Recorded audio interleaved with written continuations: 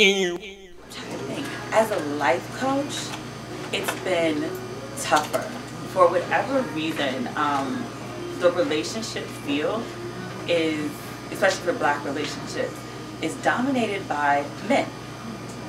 Men who feel very comfortable telling a woman how to be a woman, how to think like a man, how to rearrange yourself to do these things. You change your hair, you lose the weight, you do whatever, rearrange yourself to attract men, to keep a man, to whatever. If you don't fall into these very narrow perimeters, then you're just going to be single and desperate forever.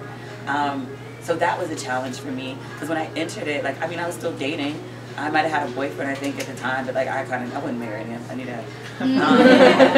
But it was very difficult, because people would say, well, you're a single woman. Like, what do you know? Like, you're not married. You know, like you don't have you don't have a boyfriend. You don't have like a fiance. Like, well, where is this going?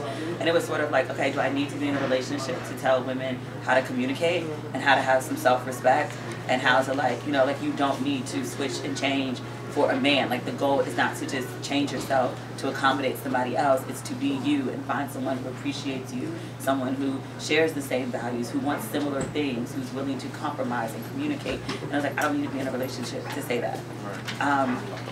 So oddly enough, thank you.